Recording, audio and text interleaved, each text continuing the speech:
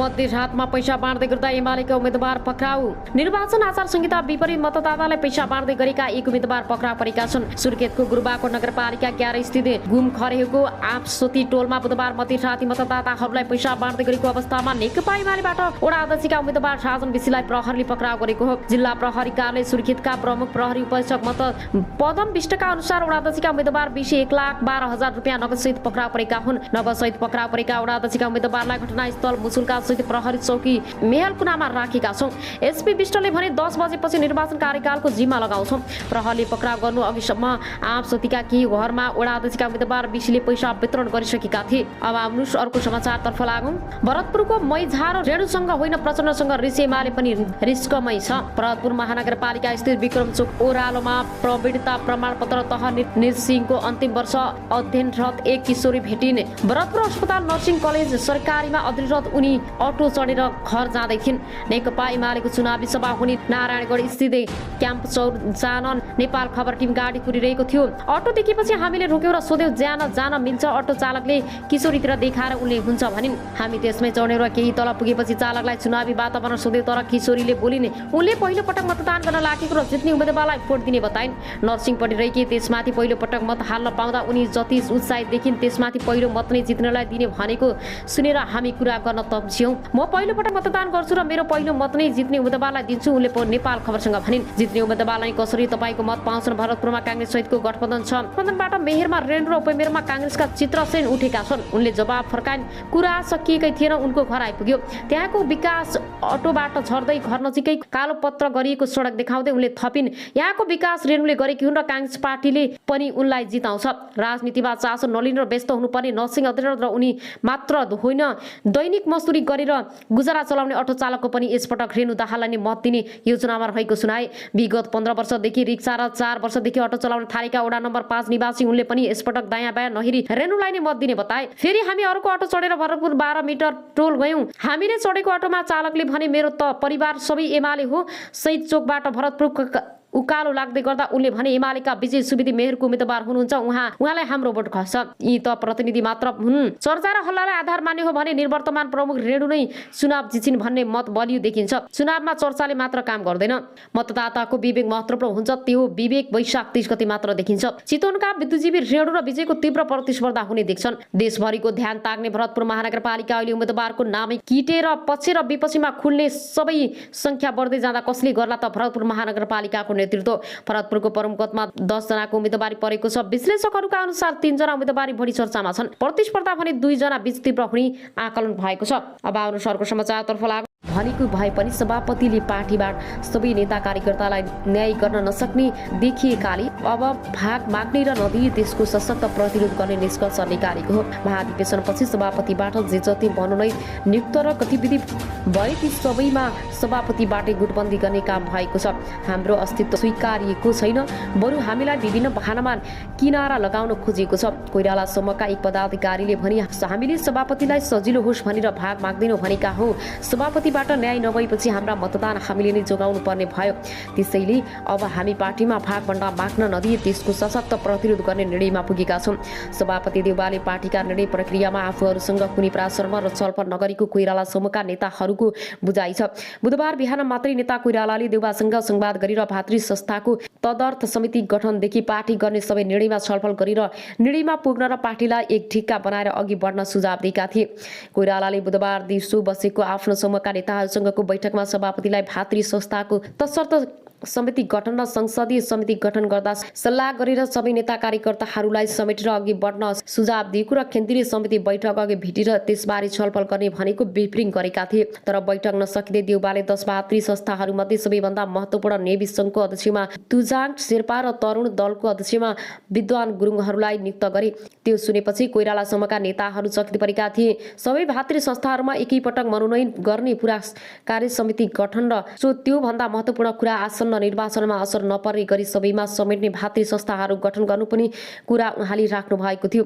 एक नेताले एकान्तिपुरसँग भने, तर यो कुरालाई व्यवस्था गर्दै सभापतिजीले एकलौटी ढङ्गले अघि बढ्नु भएछ। देउवाले केन्द्रीय सदस्य मनोनयन, राष्ट्रिय सभामा टिकट वितरणदेखि भातृ संस्थामा मनोनयनसम्म न्यायपूर्ण सम्बोधित नगरेको कोइराला पछिको आरोप छ। नेता कोइरालालाई वरियतामा तेस्रो नम्बरमा राख्नुपर्ने कोइराला समूहको माग छ, तर देउवाले पनि त्यो स्वीकारेका छैनन्। पार्टीमा वरिष्ठताको आधारमा रामचन्द्रजी दोस्रो नम्बरमा हुनु स्वाभाविक हो, तर महाधिवेशनमै सभापतिमा 40% मत पाएर पराजित कोइराला निकट एक नेताले भने, पार्टीको हरेक निर्णयमा आफ्ना मतदातालाई काखा अरूलाई पाखा गर्ने नीति अवलम्बन भएको छ। देउवाले केन्द्रीय समिति मनोनयन गर्दा आफ्नो समूहबाट पराजित महामन्त्री समेतलाई मनोनित गरिसकेका छन्, तर कोइराला समूहका उपसभापतिका उम्मेद्वार चन्द्र भण्डारी र महामन्त्री उम्मेद्वार मेनेन्द्र रिजाललाई भने केही सदस्य समेत मनोनित गरेका छैनन्। केन्द्रीय सदस्य बलबहादुर केसी सभापतिले पार्टीभित्र छलफल नगरी एकलौटी गर्न नमिल्ने बताए। सत्ता गठबन्धन, भातृ संस्थामा मनोनयन र सदस्य समिति गठन लगायत विषयमा बैठकमा छलफल भयो। हामी छलफलमै छौँ उनले भने। अहिले यी सबै कुरामा सभापतिले पार्टीभित्र सबैसँग छलफल नगरी एकलौटी ढङ्गले अघि बढ्नु हुँदैन भन्ने हाम्रो निष्कर्ष हो। नेताहरूका अनुसार आसन्न 3 तहमै चुनावमा सभापतिले एकलौटी गरे आफ्ना पक्षमा नेताहरूलाई टिकट पाउन समेत मुस्किल हुने भन्दै त्यसका लागि रणनीतिक रूपमा तयारी अघि बढाउनु पर्ने माग उठेको छ। सभापति देउवाले स्थानीय चुनावको तयारी संसदीय समितिका गठनको विषयमा छलफल गर्न शुक्रबार केन्द्रीय कार्य समितिको बैठक बोलाएका छन्। सभापति देउवाले बैठकबाट चुनाव गठबन्धन गर्ने वा नगर्ने भन्ने विषयमा समेत निर्णय गराउने तयारी गरेका छन्, तर कोइराला पछिले भने केन्द्रीय समितिले त्यसबारे निर्णय लिन नमिल्ने निष्कर्ष निकालेको छ। बुधबारको बैठकमा नेता कोइराला, सभापति धनराज गुरुङ र महामन्त्री गगन थापा, सहमहामन्त्री दय जीवन परिवार र बद्री पाण्डे, नेताहरू अर्जुन सिंह र केसी बलबहादुर केसी, चन्द्र भण्डारी, मेनेन्द्र रिजाल, जय बाबु, शिवा कोटी, सञ्जय गौतम र प्रतिमा गौतम लगायत सहभागी थिए। अब आउनुहोस् अर्को समाचारतर्फ लागौँ। एजेन्सीको सहयोगमा युएका राजकुमार मोहम्मदले दिएको मुम्बईको जेलमा रहेका नेपाली पत्रकारलाई पाण्डेलाई माफी दिई छिट्टै रिहाई हुने। 14 वैशाख अरब इमिरेट्स 9 युएका राजकुमार मोहम्मद बिनु जायल अब अल नाहानलेको दुबईको जेलमा रहेका नेपाली पत्रकार उमाकान्त पौडेलको पाण्डेको सजाय माफ गरिदिएका छन्। सजाय माफी भएसँगै पाण्डे अब छिट्टै जेलमुक्त हुने युएको अबुधाबी स्थित नेपाली दूतावास स्रोतले जनाएको छ। स्रोतका अनुसार युएका राजकुमारले गत शुक्रबार पाण्डेको सजाय माफ गरिदिएका थिए। युएको अदालतले पत्रकार पाण्डेलाई 3 महिना जेल र 20,000 दिराम जरिवाना नेपाल डिपोर्ट लगायतको सजाय सुनाएको थियो।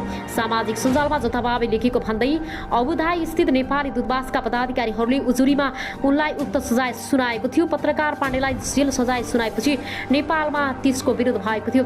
त्यसपछि युएका लागि नेपाली राजदूत कृष्ण प्रसाद ढकाल युएमा रहेका प्राज्ञ व्यक्तिलाई उनको सजाय माफीका लागि गत बुधबार भेटी अनुरोध गरेका थिए। ती प्राज्ञिक व्यक्तिहरूले युएका राजकुमार समक्ष कुरा पुर्याएका थिए। त्यसपछि राजकुमारले सजाय माफी गरेको दूतावास स्रोतले न्युज कारखानालाई बताएको छ। नेपाली डिपोर्ट नहुने गरी पत्रकार पाण्डेको सजाय माफी गरिएको दूतावास स्रोतले जनाएको छ।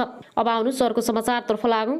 संसद भवनमै के हो मन्त्रीकै आमाले खोलिदिनु पुरै पुल। सांस्कृतिक पर्यटन तथा नागरिक उड्डयन मन्त्री प्रेम आलेले डोटी स्थित घरमा उनकी आमाले आफूलाई एमालेका उम्मेदवारले भोट माग्न आउन पैसा दिएर हिँडेको खुलासा गरेकी छिन्। मन्त्री आलेले गाउँपालिकामा आलेको पार्टी नेकपा 9 एकीकृत समाजवादीलाई कमजोर बनाउन एमाले र उम्मेदवार पैसा बाँडेको आरोप उक्त पार्टीका स्थानीय नेता कार्यकर्ताको छ। डोटीको रुखडाँडा स्थित मन्त्री आलेले पुर्ख्यौली घरमै भेटेकी 69 वर्षीय आमा गङ्गादेवी आलेले आफूलाई एमालेका तर्फबाट रोजाइल गाउँपालिका वडा नम्बर 2 का वडाध्यक्षका उम्मेदवार वीरबहादुर दर्मालीले 1,000 दिएर गएको बताइन्। एमालेका उम्मेदवार चुनावका लागि भोट माग्न आएका थिए।